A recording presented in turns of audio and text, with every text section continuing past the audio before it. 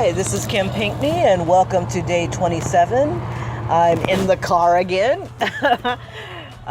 This is my 100 day of making comics, day 27, and I was listening to a YouTube broadcast of a plotting thing. I'm sorry, I'm at a loss of words. It's super early this morning, and I'm going to work at an ungodly hour. Well, okay, not ungodly. Anyway, the thing that I learned was to take the area that your character uses and kind of have it symbolize the character before you even say anything about the character. And I was like, oh, this is kind of interesting. So I started thinking about some of my characters. What can some of the environments do to mimic the characters? So one of the first environment that I have, and I've been struggling with, was the courtroom. Not only the courtroom, but how do you take something that's like a generic environment and make it have some sort of personality?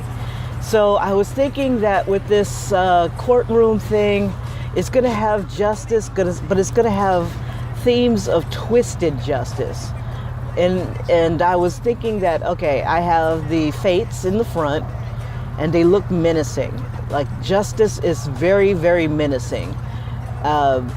Justice twisting it your way is menacing. And it's something that when everybody else seems to overlook, but when Willa looks up, and she's the only one that looks up, she notices that these statues aren't quite right. When she looks around, she sees that things aren't quite right. And when time stops, she's the only one who noticed that time stops when Ace appears. So that's one way I'm trying to get this to feel like this is not a normal situation. Even though you would see a lot of these things in a normal environment, it's not normal. Let's see, like statues, you'd see pillars, and but you would see themes of not only beauty, but the strength of justice. And I want this place to be just kind of like a mirror of something just not right. It's cold gray walls. It's not inviting. Nobody wants to be there type of thing. Let's see. The school itself, I want that to even symbolize that not only is it a place of learning, because it is a goddess Athena, it's a living place. Unlike the Pretty Princess Academy and the Hero Academy of the Holy Sword Academy, those places aren't living like the goddess is.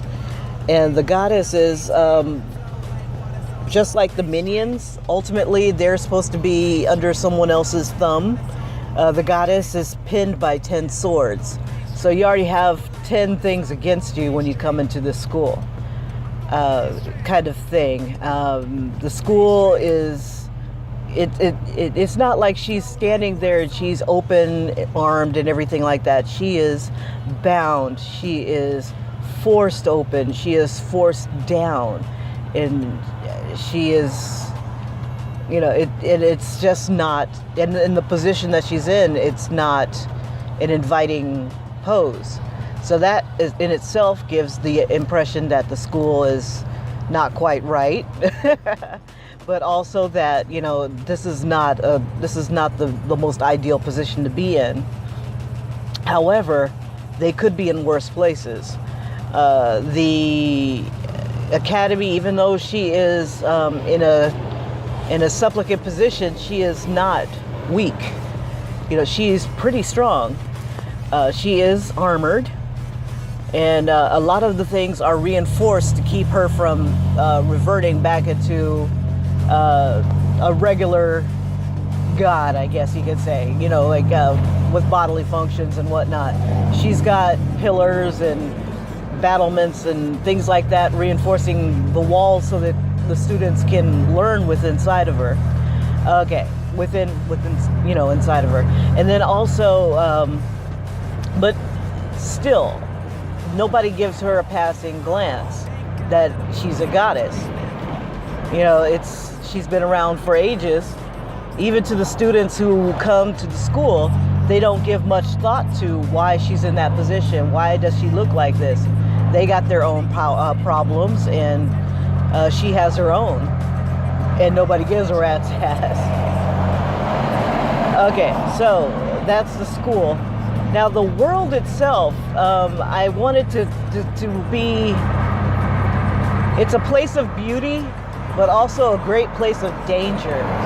There's going to be a lot of dangerous areas. There's going to be the place that Willa and Ace fall into, or Willa wakes up, is going to be a battlefield. There's going to be skeletons of students that were there before them, of not just students, but candidates.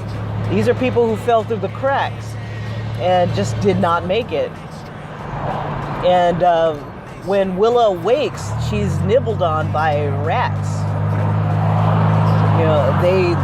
There's weapons all around her. She just needs to pick one up. And so did all the other students. And the place became a feeding ground for vermin and other creatures. So not only do you have to survive the fall through the cracks, you have to also have the wherewithal to pick up a weapon and use it and armor yourself, put the armor on that's around you. And that's pretty much what Willa has to do. I'll probably illustrate the thumbnails of the fall, because we've just met Mr. Palm in one of the thumbnails. He's the man who appears in a palm of a hand, and basically what he's explaining to the kids is that they're about to be chosen by their instructors. And when he tells them this, a bunch of hands come out and they reach for the candidates. Now you either have a choice of accepting that hand or fleeing from it. And the result of fleeing from it is what you see on the ground where Willow wakes up. It's a lot of rejected students. And when some of the characters attack the hands with some of the weapons, the instructors won't forget that, because that is their hand. They are looking and doing the reach, and probably later on, probably maybe in sophomore, junior, or senior year, I'll probably show them actually reaching in and grabbing students. Let's see. So, what else can I make the area? So the area is not only a place of despair, but it's also a place of hope, and it's a chance for a student or a candidate to make something of themselves, grab something. There's lots of weapons, there's lots of armor, there's lots of bones, there's magical items that have been lost over the years, buried underneath all that armor, all those bodies. It's a graveyard that never got cleaned up, and it's pretty much a tainted ground. And the villagers don't come to it. They don't need to. When they bury their dead in a different way. Let's see. The village itself, it's more whimsical. It looks like it was made for kids. It's colorful, it's twisted, but in a delightful way. Buildings aren't straight, lines aren't straight. There are beautiful, different colored plants. pretty things, fun things, funny things, funny little furry creatures. It's a warm place to be. And when the gypsies come, the gypsies are dark but not unfriendly. They are mysterious, but they're not uninviting. So it's nothing to hear a kid say, I want to go run off with the gypsies because they're having nothing but fun. But sometimes their parents slap them for that. Don't do it. Don't you even think about it. But there'll be also a colorful band of people. And what they do is they pretty much travel around, and they do bring fun to the realm. They bring music, they bring stories, they bring commerce. They come once a year, maybe twice, and it's usually at a nice, comfortable time of the season. There are enough places that they go to that aren't, and let's see. The gypsies.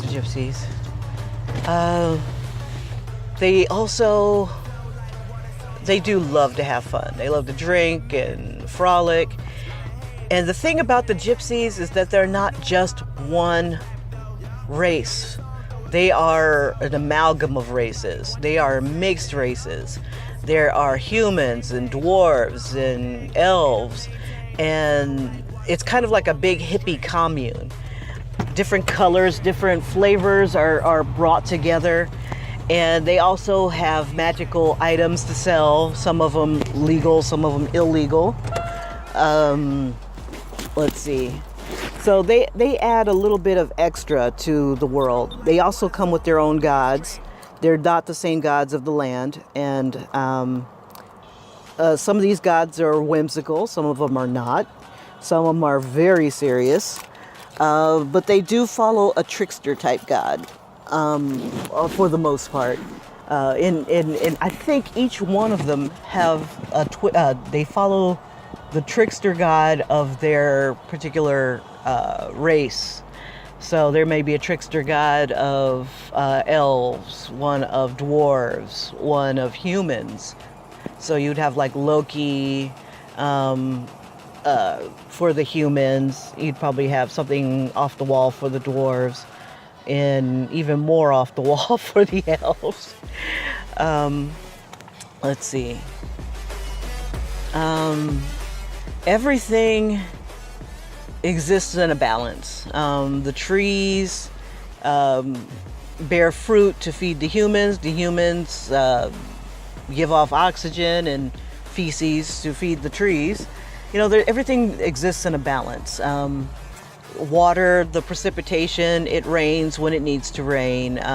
There's a mist that comes in the morning time or rather in the evening time into the morning. So there's this mystical dew that falls, and it replenishes the water supply and feeds the plants, keeps things clean and beautiful and green. And that's at the whim of another god that monitors that. And some magic users that may help with that. Druids, things like that help keep things in balance. There is a job and an opportunity for everybody who wants to work. And for those who don't want to do an honest day's labor, there's opportunities for that as well. Everything exists in a balance, and everything has a cost. And it's for the most part peaceful, but when tragedy does strike, it's not uncommon. So if a horde comes through and tries to fight, there are defenses. The Lord of the Land has to protect the place. The Hero Academy has obligations to do that as well. The families of the people in the Hero Academy have great stakes in protecting their sons And especially in the Pretty Pretty Princess Academy, there's definitely some defenses issued so that they can protect the Princess Academy as well, and the area around it. So there is a militia that is dedicated to protecting the land. Let's see. And the land, okay, so the land is inviting, and so, and like every place, there's always places where creatures shouldn't go because they would be outside their little bubble.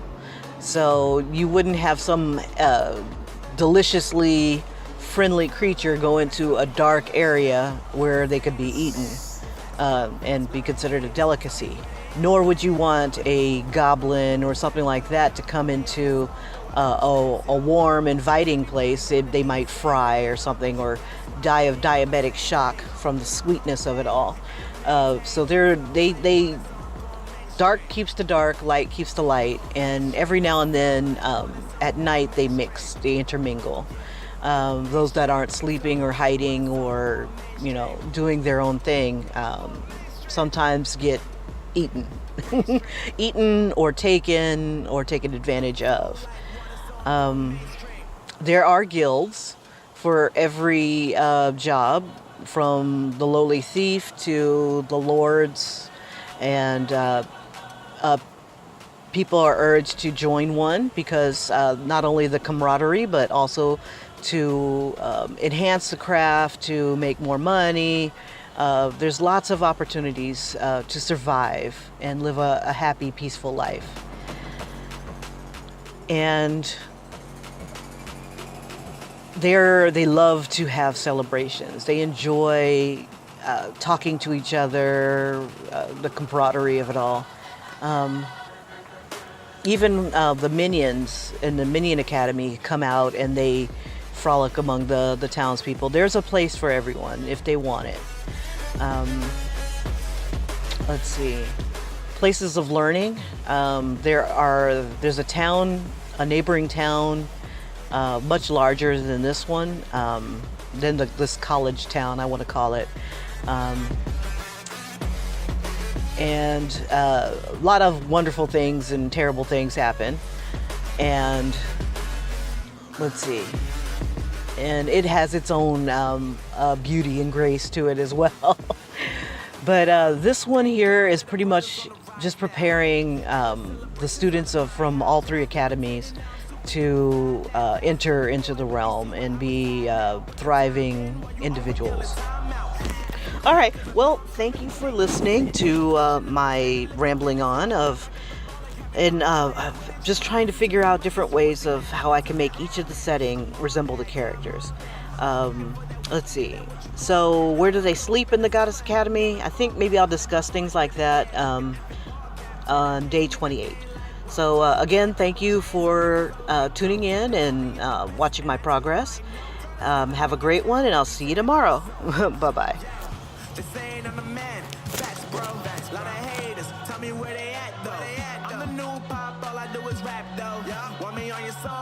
Stacks, yo. Woo! Everybody wanna do the same thing. Yup. That's why we ain't on the same page. No. Do my own thing and I maintain. Woo! Flow like water, so I'm going mainstream. I'm going mainstream. Flow like water, so I'm going mainstream. Yeah, I'm going mainstream. Flow like water, so I'm going mainstream. I'm going mainstream. Mainstream. Flow like water, so I'm going mainstream. Yup.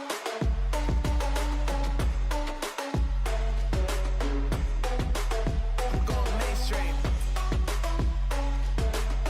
Damn. Flow like water, so I'm going mainstream. Woo.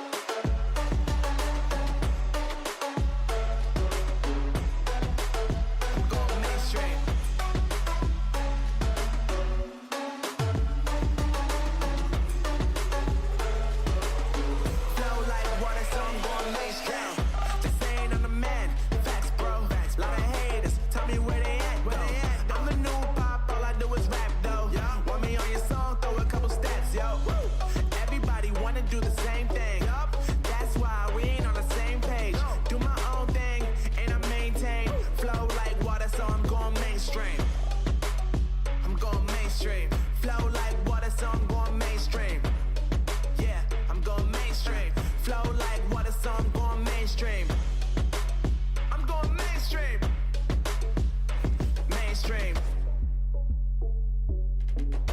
like water, so I'm going mainstream.